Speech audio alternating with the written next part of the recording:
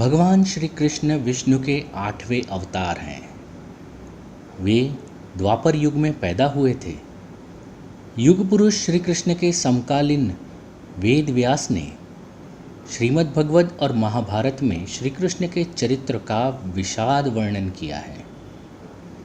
इनमें से श्रीमद् भगवत में श्री कृष्ण की लीलाओं का वर्णन विस्तार पूर्वक किया गया है। दोस्तों, भगवान को मानना और उनको जानना दो अलग अलग बातें हैं।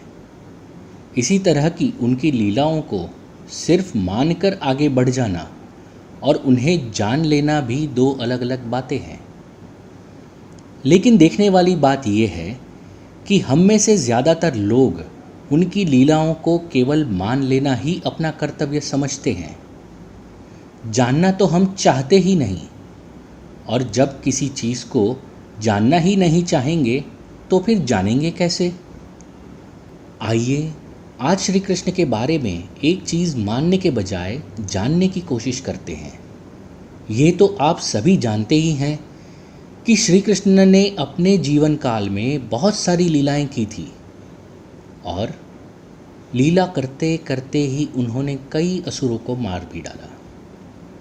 अब होना तो ये चाहिए कि हम ये जानने की कोशिश करें कि उन्होंने आखिर असुरों को कैसे मारा होगा। मगर हम ऐसा नहीं करते, क्योंकि हमने उनके ऊपर भगवान का लेबल लगा दिया है। हम इतना भी नहीं समझने की कोशिश करते कि वो भले ही भगवान थे, लेकिन तन मानव का ही धारण किया था, और उसी तन से उन्होंने तमाम असंभव कार्यों को संभव भी किया था। फिर हम भी तो मानव ही हैं, और हमें भी तमाम दैवी शक्तियाँ मौजूद हैं, पर हम यहाँ उन शक्तियों को जानने की कोशिश नहीं करते, और यही हमारी सबसे बड़ी समस्या है। चलिए जाने दीजिए, आज तक हमने कृष्ण को भले केवल माना और जानने की कभी कोशिश नहीं की, मगर आज करेंगे। इसके लिए सबसे पहले हमें कुछ देर के लिए ये भूल जाना होगा कि श्री कृष्ण भगवान थे। उन पर से ये लेबल हटा देना है, और उन सारी फिल्मों को, सारी टीवी सीरियल्स में जिस प्रकार से श्री कृष्ण को फिल्माया गया, उस चीज़ को भी हमें भूल जाना होगा, क्योंकि उनको जानने का रास्ता तभी खुलेगा। दरअसल हम ये मान बैठे हैं कि श्री कृष्ण भगवान थे, वो बलवान थे, उनमें असीमित बल था, इसीलिए तमाम असुरों को उन्होंने मार डाला। मुष्टिक जैसे पहलवान को पलक झपकते ही पछाड़ दिया। पर अगर यही सच है तो कम से कम हमें तो श्री कृष्ण में कोई खासियत नज़र नहीं आती। ये तो ऐसी बात हुई कि हम किसी नन्हे मुन्ने बालक को उठाकर पटक दें, मगर बात तो तब बनती है कि कोई नन्हा मुन्ना बालक हमें उठाकर पटक दे। याद रहे, श्री कृष्ण ने ऐसे बहुत सारे कारनामे किए थे, इसीलिए जब हम श्री कृष्ण की ओर इस दृष्टि से देखते हैं तो हमें लगता है कि श्री कृष्ण को कुछ ऐसी कलाएं पता थी जिनकी वजह से उन्होंने बड़े बड़े सूरमाओं को धूल चटाने में कामयाब हो जाते थे। अब ज़रा एक नज़र जापान के जूडो पर डालिए। 1882 में जापान के डॉक्टर कानो जिगोरो ने इस जापानी मार्शल आर्ट को खोजा, जिसके ज़रिए उन्होंने कई असंभव चीज़ों को संभव कर दिखाया।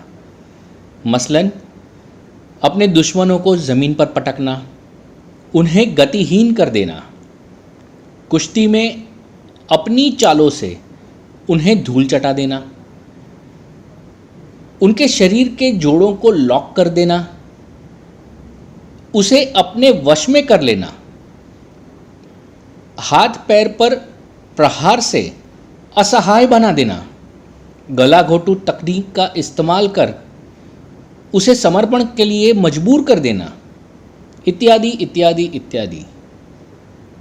इसी के साथ ये भी बताया गया कि आप दुश्मनों के द्वारा किए जाने वाले हथियारों के प्रहार से खुद को कैसे बचा सकते हैं। चलिए अब ये जानते हैं कि जूडो में होता क्या है।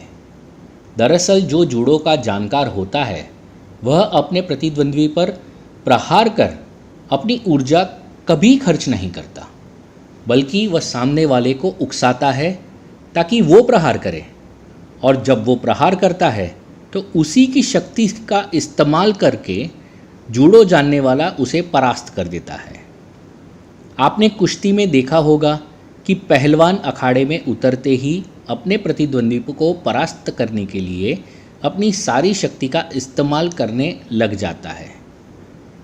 वो अंत में हार जाता है, जबकि खुद को शारीरिक और मानसिक रूप से संतुलित रखने वाला पहलवान विजयी बनकर अखाड़े से बाहर आता है। और ऐसा असल ज़िंदगी में भी देखने को मिलता है। जो इंसान बहुत ज़्यादा कोशिश करता है जीतने के लिए, शारीरिक रूप से मानसिक रूप से बहुत कोशिश करता है कि उसे जीतना है, वो अक्सर हारता है। और जो इंसान कभी भी जीतने की कोशिश नहीं करता और हमेशा अपना शारीरिक और मानसिक संतुलन बनाए रखता है, वो जीतता चला जाता है और जीतता चला जाता है।